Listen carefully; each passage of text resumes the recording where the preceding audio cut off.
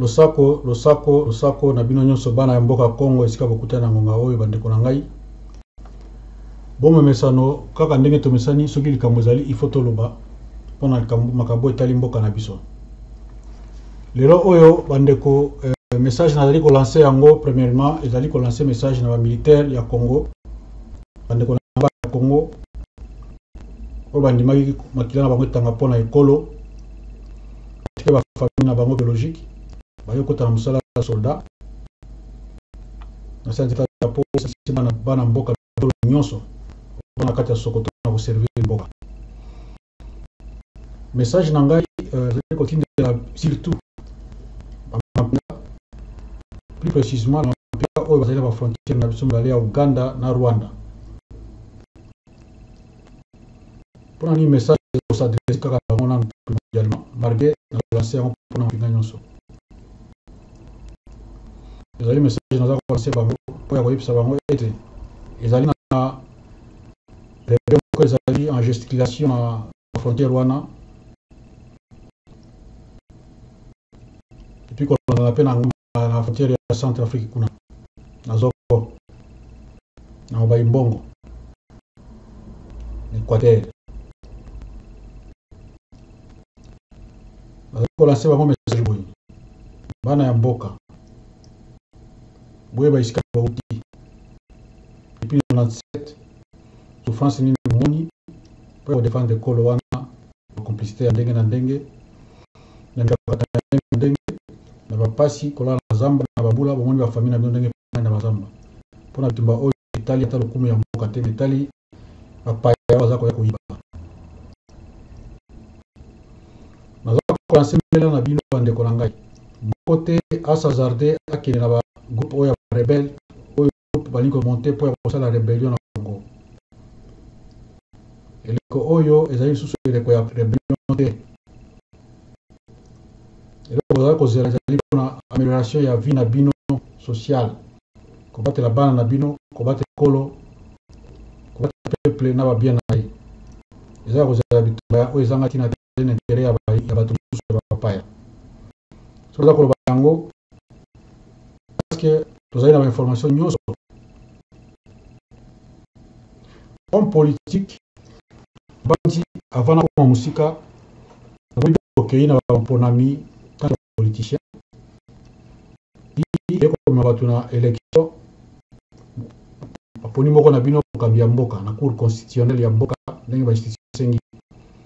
de constitution lobby bona bino boyo na mankite beta université pour ebonga wana to ko mali politique pour bonga wana mutazo ebonga laki na ponami po mutazo ebonga moko ebonga to ka ndeko azu ebonga na cité azu pouvoir wana masa cité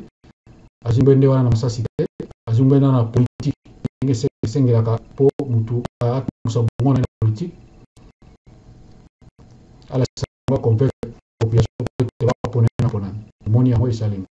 pe après serment ayena masa cité mais bino tango bokwei officiellement tango bokwei ngoma la bino boni comme olebo sala bituma politique continuer na ndenge za bingumu nyonso ya continuer politique ya bongo kosala bakili politique po ya koluka ke mboka ko banjuku kalu e comme bien na ordre bo appuyer yango soit na opposition mais boza okende koluka manduki po ya koya ko bebisa pouvoir yango mais sikoyo na kotuna bino motuna manduki yako bokobeta na yango na nani na population na ba militaire congolais oza na centre d'état drapeau tuna oyo bobengi bapaya ba militaire ya bapaya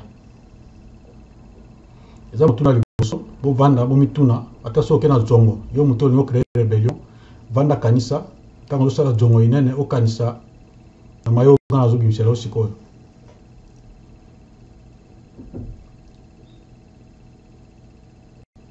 ozo manduki o recruter bana mboka boya tokei tokene ko bunda boko bunda contre nani contre qui contre mutuni ko manduki na mboka na biso po to moni biloko bambule leke belé to senga bino manduki to benga na Kabila opesa biso manduki te botia makoki te melelo mwana mboka mati na ngwende ole boyoka na politique ndenge bomesana bosolola ata ba divergence ezali ata kokamatana na politique mais bino bokoki kozwa manduki yango na kolenga bana mboka nyonso baza na kati ya mapinga na bafrontiere wana nyonso wana moko te akota na bingomba wana na buzoba wana parce que bokosuka kaka na nzela bokozala écrasé bokokufa bokopeta na baninga na bino bokozwa mpe eloko te car est un avantage ya Kagame na Museveni. Les mêmes personnes basala na Kabila, les mêmes personnes que Kabila aza connivence na Kagame, ba même personne bayo osala business na Kagame apesa wa manduki na ba mercenaires rwandais bakota po bapanza mboka na intérêt ya Kagame, na intérêt ya bana Kongo te.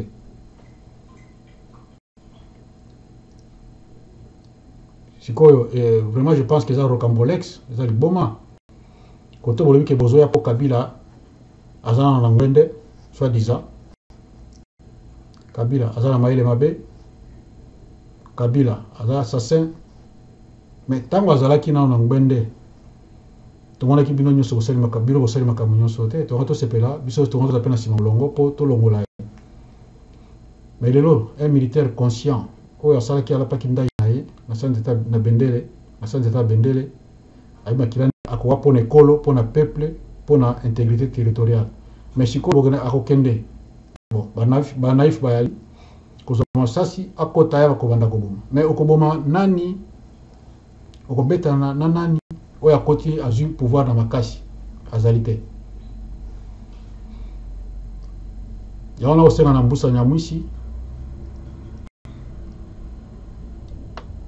Je pense que yo ozumo ali super guerrier pour ça la rébellion nyonso ya ba RCD banani oza toujours physiquement oza toujours mobimba eza ko pousser na ba nyonso sala na Beni na ba territoire nyonso ya Walikali ko exploiter ba minerais na supervision ya Kagame na quelques groupes ya ba rebelle bosala ba Hutu banani oza ko exploiter minerais depuis en exil osala yango tirer partout oza poto oza wapi awa nyonso partout oza dans le passeport rwandais otambola nango ozali enfant chéri ya Kagame yango toyebi te soki soit okozala nayebi te okozala pikime ya Rwanda mombute ya Rwanda nayebi te mais soit disant oza monande banini mais infiltration pe ezalaka mingi quoi parce que oza na souci ya bana Beni te na Butembo Beni Lubero bazokufa tous les jours. So vous avez vraiment mon Beni, je pense que va massacre ça makuna. Cause la côte parce que ça côte pour la minerai qui exploite, vous avez minerai mais micro nyonso. Vous avez supervision à militaire ya force spéciale, ya Kagame en civil. Soit disant les Banyamulenge. Au service spécial ça kuna. Na quelques Hutu. Ou bo justifia. Batimolaka nyonso mbongo yo vivaka nango eutaka na makila ya bana Beni et pourtant olobi koza natif ya Beni oza nanti ya Beni. Voilà yango message nano nasini na mapinga wana moko te akota parce que toyebi masolo bitumba bakoka oyo baza komona yango ekoma lokola momesano bayiva bitumba te bayebi te ntango moto epelaka ndenge bana bakufaka ndenge bato bakoma lokola bakoma lokola banyama kwa yaona sengi na bandeko na nga nyonso wana obana accès ya Sokoto sikoyo moko te asima masasi moko te asima manduki bapesi yo mbongo zwa mbongo wana lia yango kusima masasi te soit zu munduki no balu sepa ya moto apesi masasi po ya koboma bana mboka.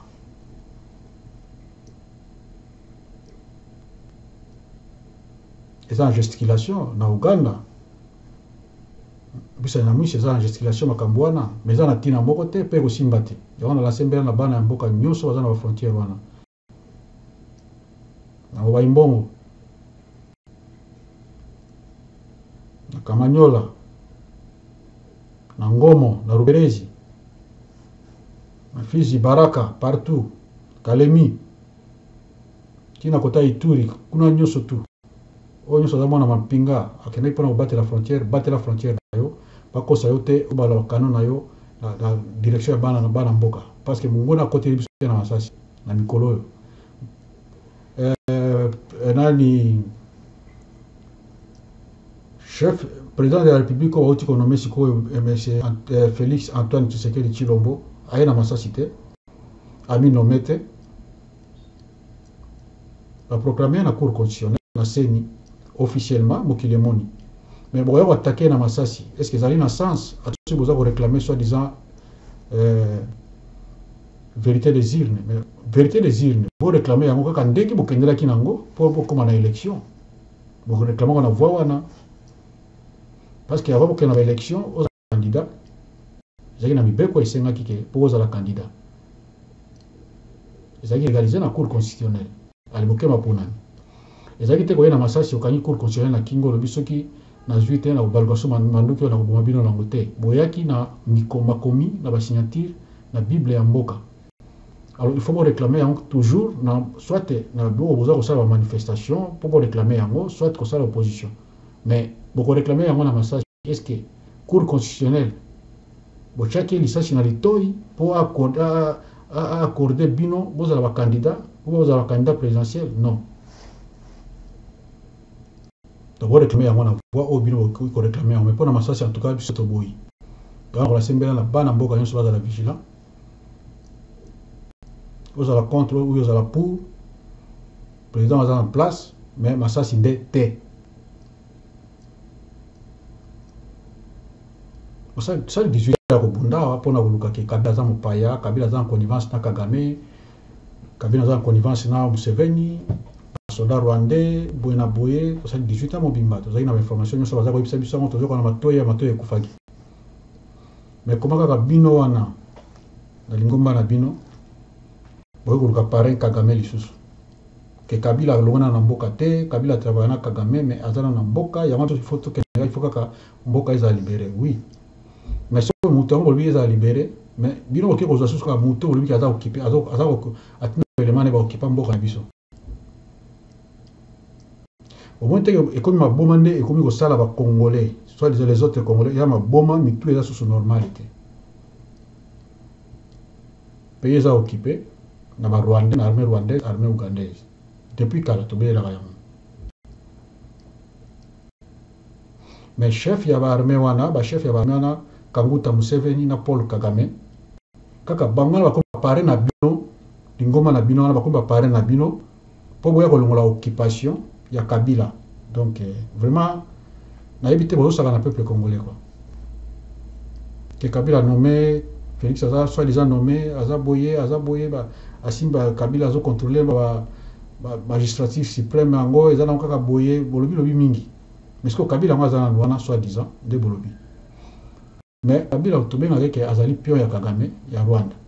na Museveni na quelques multinationales mais ce que kaka bino bozoya kaka mpona kolongola Kabila yango mais bokoki kozwa soko baparent ya Kabila wana nde bazoya so na bino na ba M23 belema ya M23 ba RCD Goma bato nyonso na barwandais na baugandais bozosala complot na Uganda mpo boya kotake lisusu kaka pare na bango botika kosaka na peuple congolais bandeko na ngai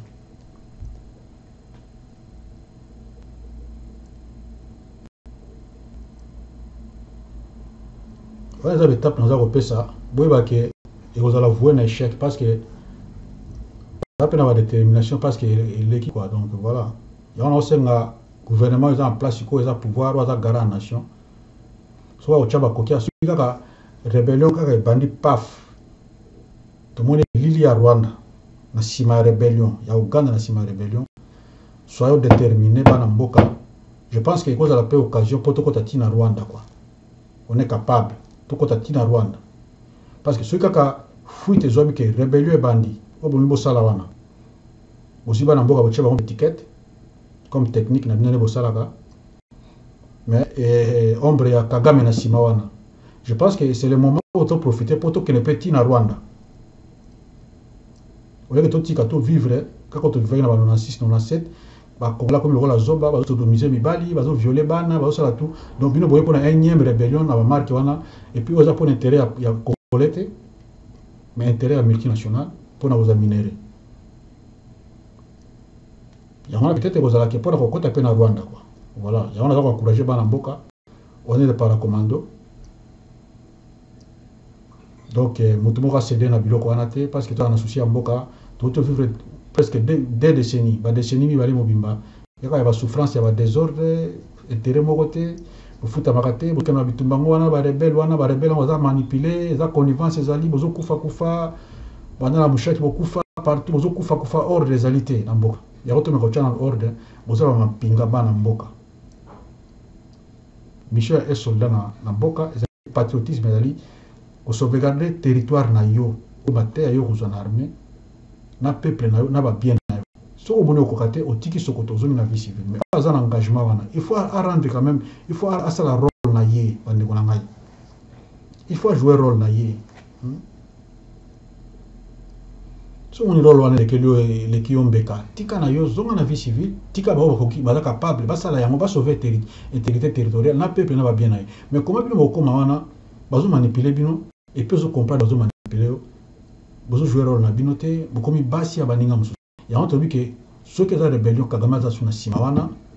bande ko ngai il faut tous la déterminer. Ezambo mboka na biso, okazo pesa meli que passion ya pouvoir na mboka na biso quoi que nyonso zo bino wana mais to moni yango mwana mboka mutazali na mutu ya mboka. Donc mwana mboka wana to pesa chance démocratie malongo kota na mboka soki élection mususu ko ya sima ezalaka ndenge wana ezala ke lelo boye na masasi bobeti bobomi oya kimi na bato na libanda ndenge ezalaka na deuxième république bakimi bake bakusali mwa confrérie mwa eloko baya susu babunda bazo susu pouvoir babengana bayaki au moins teke tokovivre ti 100 ans ezalaka ndenge wana mais oyo quand même ezali nzambe apesi mwa chance mwa alternance yango quoi que ndenge bozolobela yango eleki bien te eleki boye mais officiellement eleki ke aleki wana oyo azalaki alongwe président Félix Tshisekedi aleki wana na masasi te. Cour constitutionnelle a validé, elle a dit que oui, il y a un taleki. Donc ça va, c'est ça. On voulait limiter, bah tu vas profiter. Peuple agir sengo. Quoi que na pouvoir nyonso, mutu nyonso opposition il faut ezalaka toujours. Moi jamais mutu nyonso akolinga mutu. Et ça va baza ko contester. C'est normal. Tout bon concerter politiquement. Et ça c'était bon attaquer régime ya président Félix Tshisekedi. Est-ce que ça a vraiment sens? Pour attaquer à mon masasi, na sens nini. Vous allez combattre yango démocratiquement. Vous allez dénoncer des gens qui vous avez même lire ya ndenge wana pour débat za la pouvoir les équilibrer. Non, vous ya na masasi wana to yango te, masasi bozo ya nango pona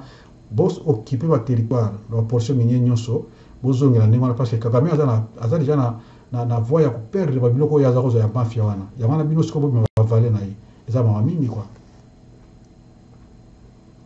Eza mami to na ba rapport to na ba nyonso tu boni sala wana na ba ko musupe boya ki borekite parmi ba borekite ki wana bozana Uganda na ba émissaire botini na kata Kinshasa na botini partout mususu tozana ba contact ceux qui ba to ba nationaliste te ba patriote te peut-être ko za plena ba groupe wana mais nous tous autres sali ba armée ya quelque ya pesa ngali panangu bate quand même iso sali armée amalonga avec ba notion auto ebi que nazawa na pona nini lati teni pona nini pona fantaisie te. Voilà. Il y a quelques officiers supérieurs na généraux on va déjà contacter na Kinshasa et puis na côté est. Les mususu baza ko désister toujours balingi te baza na moli ya mboka balingi kota na biloko wana te balingi ko céder te parce que eza air moko ezo former ya sika. Toza na information nyonso toza pe na bakombo na bino surtout baza na Kinshasa quelques officiers supérieurs na officiers généraux toza na bakombo na bino mais tolingi te bosala ba erreur wana poso bosala yango bon bientôt soki bino za ko soki tomoni ke ba mouvement bandi déjà to ko dénoncer bino déjà bakombo na bino comme ça vous allez interpeller le pouvoir en place. Bon, devant la barre, devant la justice, bon justifier conspiration, bon niveau ça là quoi. Donc voilà. Donc bon niveau ça la sabotage, moi pour saboter le gouvernement ou le futur gouvernement, pas plan à bino, au besoin ça va. Mais toi la liste il y a quelques-uns déjà. Na ba comment na bino boza. Il y a wana repesa bino moi théorie moko que tant vous allez mutu oza chargé na la garde présidentielle, pas prétorienne, garde présidentielle, service intendance ezali, il y a un chauffeur bazali, un mécanicien, nous sommes bazali. Vous avez le diplomate ne bazali na ambassade. Donc vous avez pour la présidence de la République. Président soka qui na moi batunaye, l'air pour une mandat na ici, à vous accueillir qu'il groupe batunaye qui mais batu bazali toujours wana bazali. Ba kotika la wana pour na la présidence ikawa ya ndenge utu sala na Congo. Na mboka na sikoyo. Et non ceux qui ozawana otikali, donc otikali parce que ozalaki ozalinga wana ou wana ou mususu azoli arrêter pouvoir yo siko ozala po osa o manigaser osala ba biloko mo ezanga stina ba sabotage quelques sabotage non ezana tina moko te eza serment na yo te ozali militaire pour ya mboka pour ya sauver mboka tant la présidence de la République ezali mutu te ezali bonga mutu ezali o mutu ezali mandaté na peuple ce qui tana esili akei yo otikala wana pona ko jouer toujours musala na parce que yo so s'habituer au yebi ndenge tabola tant que militaire vous avez la garde de corps ou garde de sécurité quoi vous allez monter sécurité pas garde de corps cause garde de corps ya mutu garde de corps ya mutu toujours nzabe quoi na esprit na yemo ko garde akaye na intuition na ye quoi c'est ça cause la garde de corps ya corps na yo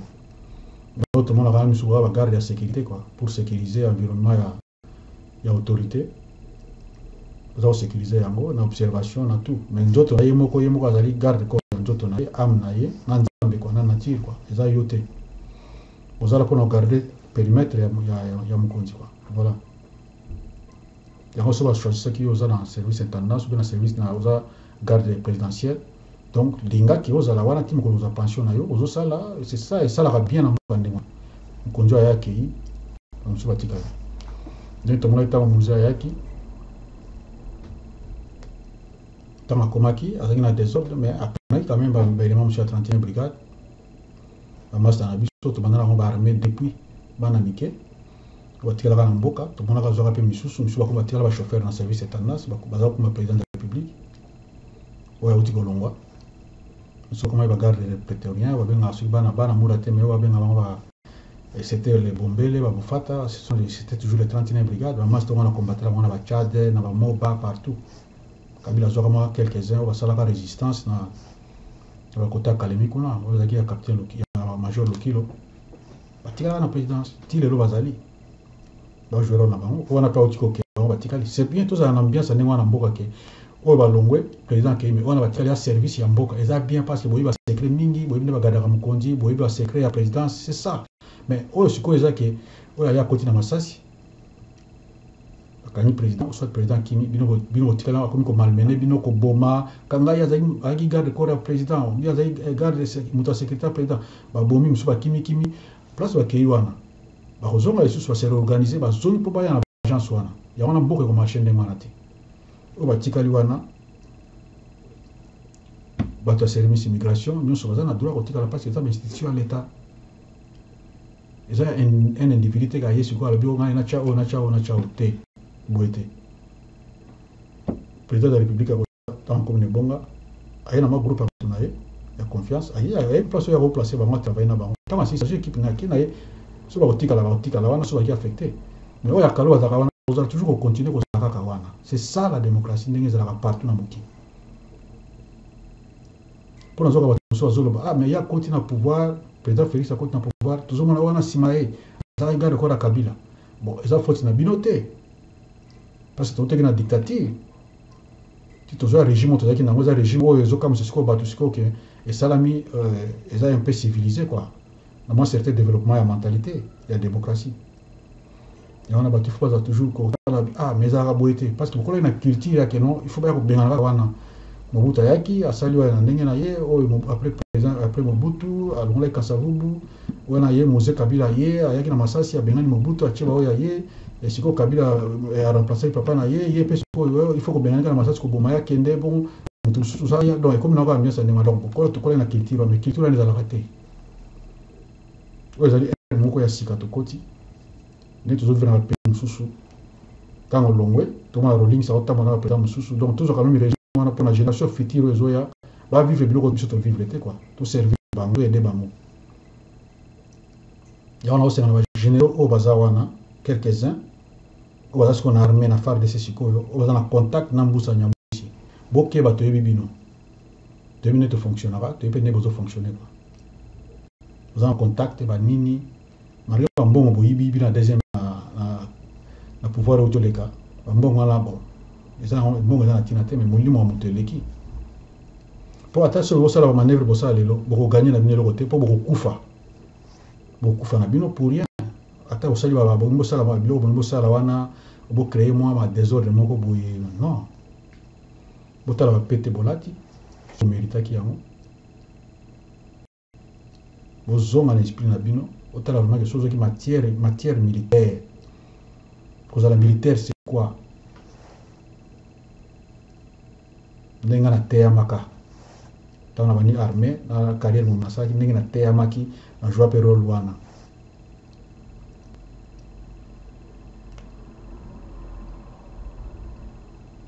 toyebi nayebi bakombo na bino toyebi yango toza très motivé trop motivé même parce que toza na kanda mboka wana babiloko kagame asala bakunda bamaster na biso mibimba baaéroport bakavumu kuna ntango bosalaki babiloko na bino ba-rcd babiloko ya rcd goma ondeka nayebi yango boponi bato bazali kuna na 12e région militaire ntango ezali commandant ya région militaire bolobi wabuni kaza incapable po tozonga tokende koatake susu Laurent Désiré Kabila deuxième guerre wana bosalaki ya rcd botiaki bato oyo alingi te akende kote oyo aboni kaza capable te atikala boponiponi oyo batikalaki nyonso awa boye kokende boyebi nini bosalaki bango ondeka noza témoin quand même kunda bango vivant basala bamassacre ebele na master quoi alors yango na sembela babiloko wana ekozongela so te Kagame c'est un méchant yango ekomisanga ke so bosala rébellion bozonga susu Kagame azala pare na bino Kagame sikoyo ye azolela mpona nini bino lokola baesclave na ye boye bavale bobundele bobomeli bandeko na bino ye mpo aokipe kaka atikala kaka asisiri kaka bamere wana baportion mini azwa depuis 96 wana nde eloko nyonso to yango wana mpona nini boza assoife ya pouvoir mais eloko nini kozanga bonégocier tant que bahomme politique na pouvoir en place quoique badivergence ndenge ezala partout boarranger yango politiquement sans masasi boarranger combat politique combat ya démocratie combat politique na bongo na badébat politique mpo ya convaincre po masasi wana boya yango wana bon toyebi valeur ya masasi wana te bozoya yango mpona nini bokoboma nde bana mboka boye bomanipule bapaysan kuna bayebi eloko moko te baza sous informé oyo tozokende mpo bayebi pouvoir ya boye bato bakoti wana boye na bango tire bakomi quelque part babomi bango esili donc voilà bapaysan moko boye bana bato yango bosala yango susi comme bosala yango susi faire quoi ozomona nayebi te soki yo mpo bundaka ya bosala yango susi nayebi te soki oyebi osimba ozwa mpena masasi oke na ligne de fait oyo famille eza te ligne de fait oyo bana kobeta masasi mpo progresser bosala yango te peut-être bemba viva yango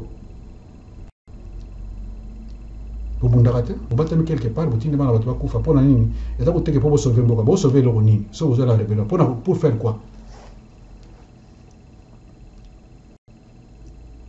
voilà donc message na ezali surtout na bamilitaire baza na bafrontière na zongo na mobaimbongo na kotakoli na satema baplace wana oyo bino bozoluka bosala aventure na bino na satema kuna place biso toza kokenda baélève kuna kosala wing amphibie kuna mai kuna frontière mpe na ngambo mpe ya bangi me na kota mokondi mwasi babiloko ya ndenge wana oyo baso baza kote kuna no baza na ngomo baza na ovila partout moto moko acede te na biloko ya pambapamba wana yake oboya mbongo yango oyo $100 tokende to atake bobandi koatake kosabote koboma susu peuple susu auti na bapota aza nango wana yani cicatrice ekamwi nano te bobandi susu koboma bakimi zamba baza na bazamba di arrete mpe mpona intérêt ya Rwanda mpona intérêt ya Museveni kaka po bino boya bobima baroi boba mbongo boyibayiba ebelebele wana bosalaka nango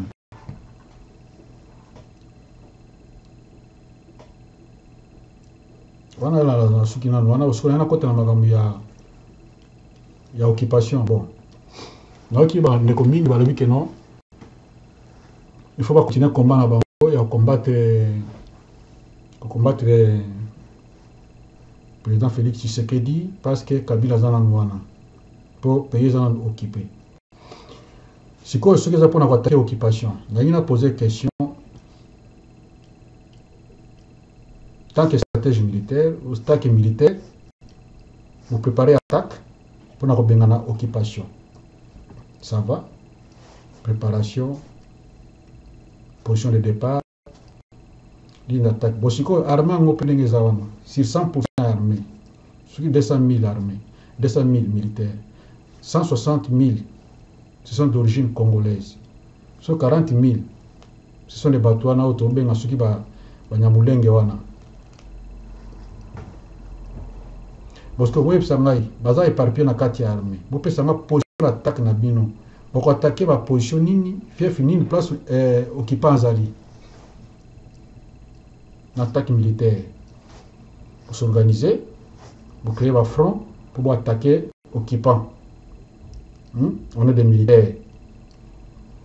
Vous pouvez attaquer l'occupant parce que ça des hypothèses. Oh non, quand on boussa Moussalobi, non, boussa Moussalobi, vérité les îles. Mais vérité les îles va combattre Ango, dans ma cité, va combattre Ango, n'est-ce pas c'était politique. Bon, quand on lobby, occupation. Voilà, ok.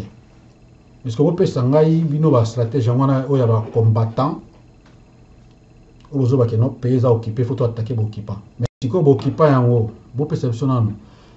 position attaque na bino. Parce que l'occupant soit à côté. Donc, structure union stoya boka, babilo union stoya za occupé. Tout. Quand vous avez un côté, non, militaire union stoya okuta azamu paya, on doit attaquer. Tout ça l'offensive. On doit attaquer le régime parce que tout va occuper mboka na biso. Armée, administration. Bon, si quoi, maintenant, quand il y a on a sur 260. 200 000 ou combien 160 000 baza autochtone bana mboka tout ba tribu nyonso esangana o ba numéro c'est l'armée siko quelques-uns infiltrés wana les Nyamulenge po baza wana bato ba Rubero wana bato bilongi milai te tuti o mbenga bango ba tuti congolais siko attaque na bino ekozala na proportion nini boko attaquer wapi boko bana ndenge nini quoi quand, où et comment pour libérer Mboka parce qu'ils ont occupé. Occupation. Il y a une stratégie militaire, va combattant, au besoin de vidéo pour sa population, Mboka ils ont occupé. Ok, ils ont occupé, nous traitons la vision là. Mais c'est quoi occupation en gros? Il faut voir l'occupation dans le score. Beaucoup l'on l'a occupé comment? Parce que nous avons un militaire. Nous avons une offensive, nous avons une contre-offensive, nous avons une guérilla urbaine. Naïbi guérilla paysan, naïbi nyonso wana, na la théorie na pratique, na participer à l'opération opérationnelle. Mais le pays est occupé si quoi, ndebo lobaka wana. Beaucoup attaquer comment pour la occupation. Quand la question, ou alors il va répondre, à ça la brigade répondre que bataka balonga occupant boyer, ça la boyer va occuper mboka. Hitler a occupé la France, ou a résisté à la France, à Bunda, pour libérer Mboka. Alors, bien sûr, l'occupation de l'armée est wana. Si vous avez une armée congolaise, mais nous avons un master, nous avons un format, nous avons un belé, un poste presque belé, il y a forces armées zaïroises, nous avons un belé, nous avons la garde civile, nous avons un belé. Nous avons un raousouana. À travers les civils, mais bon, à travers la garde civile, comment un peu garde civile, ils ont l'Elvis, à travers l'Angile, ils ont belé, Banamboka. Ce que tant pis, qu'on va attaquer Bangwana, donc Bangwana va occuper. Bangwana va occuper Mboka na Bisoko, donc va autochtone va occuper Mboka na Bisoko. Kolongo la va va éviter Tutsi wana. Au Banyamulenge wana, musu va voter na Congo, mais va changer face bango moko tango zi pouvoir na Rwanda ba mi comme si ba Rwandais bango moko Mario abotama na Congo na kona ko le bisengima na la azali tout officier de renseignement ya garde civile ya Baramoto na Congo wana kenda il faut asala tout bon baza pe wana ndito benga bango wana to bango le filtrer mais ce que web sanga occupation occupation ce ko to longola ngo ndengi nini comme ça biso to participer bo web ça biso kena bo occupé baza na Kindu Kabalo Kongolo Kalemi Bolandi bango bokoti la Tanganyika matiti zela kuna boleki viura boketi na moba zongi boye boleki bakabimba boleki bakasanga mutoa bokoti Uvira kaka bokipane ba militaire to baza bokipa ali bolandi bokoti Uvira ali bokeba boleki bangoma bakamanyola bolandi ti na Bukavu wana bolandi siko nzela pemena Kivu ti kolanda siko po maboleki ba Minova bo matina Goma na bakanka tindo wana nyonso bokeba ba vichumbi tu wana zaka okipe kaka na basoda bapaya occupation okena toa na mwanda na kamulai kari jafe kuna nyonso basoda bavandi kuna baokipa kina Equateur na Bumba na Kisangani na Kandu Kusadok partout na Kamina na Bakabongo partout kuna nyonso to kaka ba militaire tout baza okipa donc to za ba linda attaque za ebele kwa attaquer ba okipa c'est ça.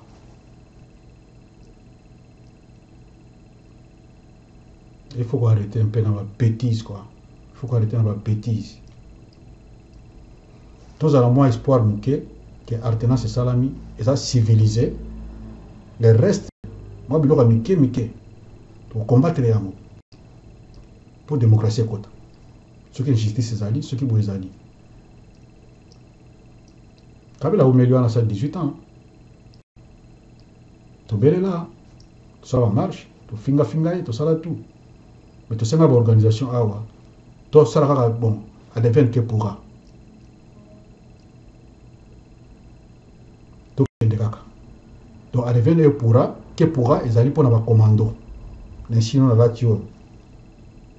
vaincre ou mourir c'est pour les parachutistes tokowa pour l'école à devient que pourra ezali pona ba commando to se belé na ba poto awa partout to vanda mais to sala ka to s'organiser pour to lobena na Kabila atokisi bato na mboka kuna asali makamio sala kuna ti abimi siko ye mo lembi na ye abina lembi wa koganyazwa na yavanda po ngana lembi so bokuboma na bakana ibali basala ye na ba plein salami wana po na ba code minier na yona ye pas changer de face batango chaka balugeli bango na randimina kufanya ata na kata mboka wana parce que beaucoup bakosi ye bali changer sur mutu za kaka rythme wana asi quand même makamio asali wana cd na ye pour azuper mutu na azuter ye patiki siko mabeza wapi et comme siko kenon tous sous massage de l'occupant mo nani Félix Tshisekedi président Félix Tshisekedi tata na ye congolais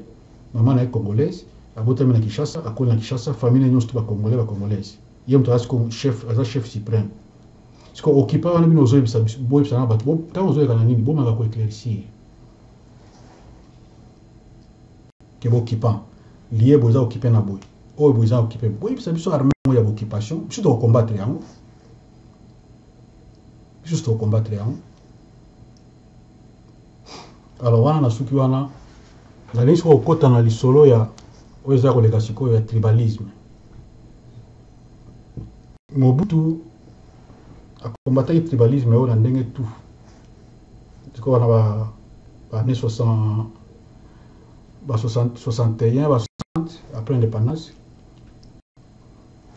biteni les Américains à travers Mobutu parce que les Américains ont passé l'unité à Congo tout le monde officieusement c'est Mobutu mais les Américains pour le monopole à Congo bah ils ont armé Mobutu à mater qui ba rébellion nyonso aux Osala à Congo à l'époque temps du pouvoir c'était ça à mater qui ba rébellion presque tout à l'unité à Congo zongi à ça l'administration naie avant de tchana ko ça ninga za osa ba rotation ti eloko ni silaki mais lelo oyo quelques hommes politiques balingo diviser sous subana ya mboka ngana sali armée ya Congo ya Zaire na armée to yakina na Zaire okukuta ekolo nyonso tu ya Zaire ezaki na armée so bali ba renforcer unité boy ba convoi ekei ke Kisangani ke Bumba ke wapi Kasai ke partout pour lancer la unité moko boy ba ko recruter bato ba yena bango na état major force est ba ki wana ba unité oyo unité za na besoin ba soldats ba sel ba test médicaux ba test physique nous ba retenir oyo rezoité fait des routes azongi na village ako continuer pêche na ko sala ba former bango ezaki ndengo wana ezaki unité ya Congo armée za la bombe mais les lobbies en politique au bolingo créer un tribalisme conséquence nango boye bien moté bino parce que tribalisme ane kosuka kana ba parti politique na bino kaka ke yo Fayulu yo Muzitu parce que il est peut ezali parti maire ya wana palu na il est peut yana batu tout bikolo tout eza ata pe ba parti bosali sima wana ba parti faro bosali ya mike wana eza pe na mais siko boye bisangai donc asi kosuka kana ba parti politique tribalisme ozo créer non oya kozala non tribunal ekolo boye parce que ona ba kote na kati administration eza colonel aza mutabandundu oya aza mungala oya aza muluba donc tie ko tina ba hôpitaux docteur Amuluba azui mutu ya bandundu donc tribalisme c'est côté ya tona ba guerre tribal atube tonga mabe oya bandundu abia oya aza muluba aza mukongo ndeko na ta abomi tonga mabe boke ba répercussion na niveau tout lo tribalisme zo lukana boko aussi ça monte tribalisme eza mabe to boite eza biloko mo naturel clanisme tribalisme régionalisme nationalisme mais ce que nous sommes sur le nationalisme tout défendre les nations vous effacer le régionalisme tribalisme clanisme tout défendre les nations voilà donc vous en avez le tribalisme parce qu'il y a des conséquences en nous tant que na Tchad tokuta au moins la tendance ebele na côté nord na Mundu Colonel Kamuge na nord sud nord est kuti Gukuni Wedei Senabre à côté mususu tokuti Asilamat bazaki ebele ba bunda kaka o asali groupe na ya bani bazo bunda yaki terrible tokuta Kao na Tchad Kao mutako pekisa la yite ti communauté internationale mutako za décision bokende bosala gouvernement d'union nationale de transition au Gukuni zaki na bosanga na po eleki Kadhafi qui côté mutu moko donc comme Rwanda aye kuna côté oyo Uganda côté oyo ya côté ezaki catastrophe bozolo bana ya ba obozo ganga awa na ba réseaux sociaux créer ba tribalisme na boyebi ko sa tribalisme te boyebi te bande ko na ngai c'est terrible ouais les kana Rwanda baneka nde bozo banda mo boya na ba réseaux sociaux ko ganga boma mutu boye tika wa boma boye ebaneka ni mwana boma tuti yao bobole ko lekaki na Rwanda mboka ezali mboka na panza naki bino pe boko panza na Congo ko kasi ke soko zoloba ozana tendance ya mutu moko ozana tribu ko bobi ekolo moko boye nde yo za danser te wana ki maso wana bozo mona eza ya pamba tango yinda kako o bazubo maba oyo o bazubo maba oyo ezaka moyen de contrôler la sauté timbo ka pe panzani pe boko gagner pe lokote na bino za boko biso ka boye biso batabandundu o biso batoka sai o biso ngala boko za pe lokote mboka pe panzana boko récolter bibembe alors bino bato bozo provoquer wana surtout na zona batala muka bozo provoquer biloko wana eza politique eza tribalisme hein pour que idéologie politique yawana lo bakeno bon mboka pe oyo aza wana azali chef suprême a prêté serment ezala ndenge bozoloba te aza na droit ya koaplike mibeko oyo euti kopesa ye pouvoir wana constitution bapesi buku wana bapesi na imperium ezali bomoni armoire wana ya wana nde imperium donc aza na arme eza na maboko na aza chef suprême lelo kobengisa pe arme moko ebande ye baye koyede ye bayede mboka na ye aza na droit parce que asa apretaki serment akola pe na oni abi na pesi bino 24 heures mpona réseau boye bobima bokende aza na droit parce que constitution ya mboka cour constitutionnelle epesi pouvoir wana aza na droit ya koinstruire juge ou procureur de la république na mission tel kanga mutu boye change la général wana sali boye aza na droit selon constitution ayo kopesa instruction pour attaquer mutu ça za na incitation à la haine tribale incitation ezali condamnable parce que incitation à la haine tribale et même génocide dans mboka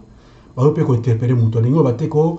parce que wana boye bien camarade nango bi mutu ngai azo sala bonati kaka non ce qui ndenge wana donc ozo respecter pe constitution te yo président de la république Nous avons une masse d'incitation à la haine. Ma pauvre, pas bomana. Nous avons un simple pauvre, au bâtard ignorant. Mais bateau bâtard yélo, bateau qui bâtard en politique leader, citer le Kouana. Ce sont déjà à interpeller avant que comme trop tard. Il faut qu'attendre à l'homme politique, à le président de la République, à la tant que monsieur Mouana, à citer maintenant incitation à la haine tribale, il faut qu'on kangaye, à qui la mikonaye, ma kamone sila à la exemplaire, ma kamone peut sila n'amboka. Quel que soit le niveau naïe, quel que soit le titre naïe, tant que passer na incitation à la haine tribale, il faut l'interpeller automatiquement. Tout le monde a un pote, ma mboka batebele, mais écoute, mon paya, mon mboka bapa, mon colombo a une xénophobie contre un étranger, bakangiye, colombo a bakangiye. Bon, il y a un mboka na aussi une incitation à la haine pour un intérêt na yo, haine tribale, pour un intérêt na yo personnel, intérêt à bapaya. Parce que quand tu as la pour vous avez intérêt à la yo tina ce simple peuple, petit peuple, ou à ignorant, à vivre à zone casa la bien, pour nous ça vie à bonheur, donc vous êtes dans désordre entre bancs. Donc, quand vous êtes président de la République, ceux qui ont appliqué mes côté, tu n'es pas capable donc. Tant aussi une constitution, on a beaucoup, on a la Bible à Congo, et dans mes belles cognos sur la carte, la pêche on a cour constitutionnelle, wabi, zoyango devant mon kilo bimba. Yonde au kengela yango. Parce que armoirie, la pêche ça impérium, tu es capable de retourner armée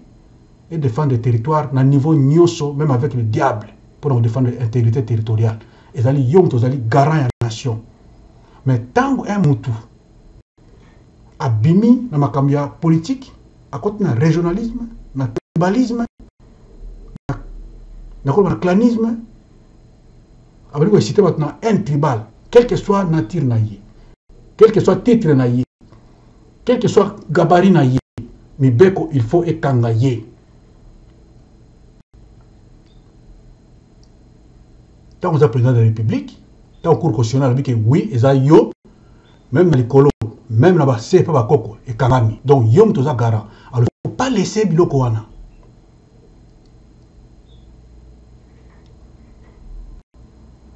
La pitié ne fait pas la force de toute une armée. Adala muninga na yo, adala mwana na yo, adala ndeko na yo, adala leki no da mwana boti. Tant que bafoué mi beko, la Bible va pêcher yo, tant que président de la République, il faut l'interpeller, il faut aller à la barre. Tout le monde va continuer à pays mususuawa, quoi qu'il y ait leader politique, Marie Le Pen, va passer à la barre, va interpeller, parce qu'il y a un peu de sengi. Au ça n'a jamais incitation à la haine. Tu peux tout faire en politique. Qu'on critique politique à Mouninga, qu'on salaboye, qu'on finit à tout. Mais quand tu as battu une incitation à la haine, vous transformer politique en tribalisme, dans Katamboka, vous avez Mamboka. Vous avez construit une fois, deux fois. Tant que vous avez la il y a Daniel Saf. Il y a que non, ce que vous avez 1960 zonga. Tu as la yango, tu as Congo, tu as Koloboy. Mais vous tiki vous inquiétez, vous attendrez, vous tiki, il y a les autres se propager. Il y a les autres se propager. Vous avez c'est normal. Les gens après après Troisième République. Il y a une histoire en Boka Malamute. Alors, il y a des gens qui ont collé. Il y a temps Kabila après 18 ans. Il y a des collés, c'est normal. Il y a des ces jeunes-là. Il y a beaucoup d'histoires en Boka. Mais il y a une histoire en Boka. Il y a une Boka qui est un tribalisme, il y a Kufa et Belé, il y a Kisangani. Il y a Kota Zamba, il y a Mama Simba, il y a Kota Zamba, il y a Père de famille. Il vivre yango. Il y a 55, 60 ans. Vous avez des conséquences. Mais vous continuez à influencer les jeunes. Les jeunes, on a formé amour et amour patriotique. Notion de nation. Il faut voter avant de bloquer les parlementaires debout, conscience, c'est ça. Pour le sauver. Mais bien pour l'intérêt personnel, il faut manipuler les jeunes là, les jeunes wana, continuer à avoir une incitation à la haine tribale, pas bomana. Les jeunes au moins 25 ans, 50 ans, 30 ans. C'était les jeunes de 15, 18 ans. Donc, il y a le côté. Il y a un régime à Kabila. mais bato bakona régime ya Mobutu oyo babota oyo bayeba histoire ya mboka bakosala biloko wana te. Daniel Safa bimi alobi na ye boma bato boye tokoboma tokosala boye biso baboye botiki ye esili ale bagene wana baza tout autour ne babia donc eza nango ndenge wana ale ezocontinue. Daniel Saf doit répondre na biloko wana azala exemplaire pour la incitation à la haine tribale doit être kotia à la barre aloba euti wapi esprit wana euti wapi parce que eza très très dangereux oyo baviva yango te biso toviva yango tokenda kosisa yango na Tchad na mona ndenge nazomaka ekolo boye azoboma ekolo boye moto ya nord ya mundu kuna bataka mongi bazoboma oyo mpo aza moto ya nord ezalika biloko ya mike na Rwanda esalami na Centrafrique esalami aloba biloko wana bateknike wana epa na biso esi eleka ta makala oyo bazosala yango lelo bazosala epa na biso eleka bapere na biso baviva yango ntango babalukati abako ezalaki mulela sali donc ezalaki esi esila tokende sikoyo toflero na mwa démocratie moko to exemple mais bino bahomme politique pour l'intérêt personnel bokomi kotinda bato oyo aboma oyo or eza déjà eloko moko boyebaka yango ke tosi tobalani mongala botina muluba botina mukongo na muyaka botina muyanji abotina na mupende abotina na kachoko aboti bosiko boyebisanga bana na oyo bakoli wana taka azomona sikoyo ki papa na aza mutaba ndundu mama na ye aza mutaba zaire siko batindi baboma bato ba zaire mais ye aza sikoyo ya mibale wana bokotya esprit ne wapi. Alors il faut faire attention na biloko wana azosenga na président de la république oza garant ya nation quel que soit oyo baza koloba biso olandi yango officiellement cour constitutionnelle a validé yo oza garant ya nation bapesi yo bible ya mboka devant mokili mobimba bapesi yo armoirie wana ya impérium c'est ça l'impérium l'armoirie là paix justice et travail bapesi yo yango donc mokili mobimba emoni donc oza na complexe moko te ya kobanga ko exécuter mitindo oyo eza na la constitution oza na complexité okobanga mutu te quand il s'agit d'appliquer loi okobanga mutu te quel que soit ami o bakomono mutu akomono mabe ye mutu aza hors loi mais soki oza na kati ya constitution oza koexécuter nyonso na kati de la constitution oyo yo simbi bible wana libeko oza na kati wana quel que soit nani yango amono mabe amona mabe mais yo ozali sincère ya koappliquer loi incitation à la haine tribale ezali mabe oyo nyonso azoprovoke yango il doit être sanctionné à passer devant la barre à se justifier s'il faut la sanctionner en prison bato bakoti mpona opinion politique na prison baza ebele bazodefendre nde politique mpona démocratie baza na baprison ebele na mboka na biso mais ces gens qui osent coexciter bato na ba haine tribale bavandi na libanda bazocontinue yango botiki bango ndenge wana mais non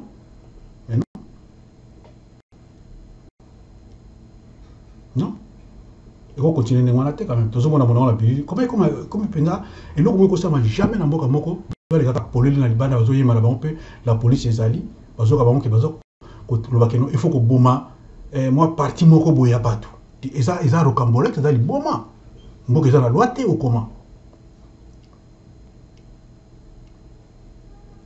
ezala baloba bana koyemba keno boma muyaka boma muyanji donc mboka eza na loi te bato mpe bavandi eleki nango mpe na bareseau sociaux na mokili bamoni yango rien ne s'est fait auteur akangami te aza inquiété te alors lobi okontinue obi tie ekoma sikoyo ekomi mpenza physique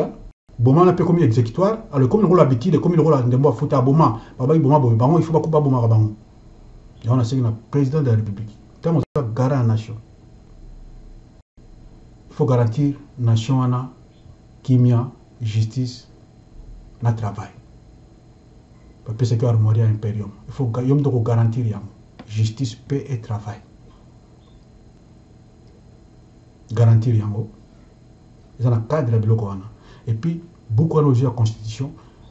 ndenge elobi ndenge okoaplike yango oyo akoyina yo ayina yo etali ye tant que eza na kati ya constitution lokola bapesa ki nino ya pouvoir na cour constitutionnelle ya mboka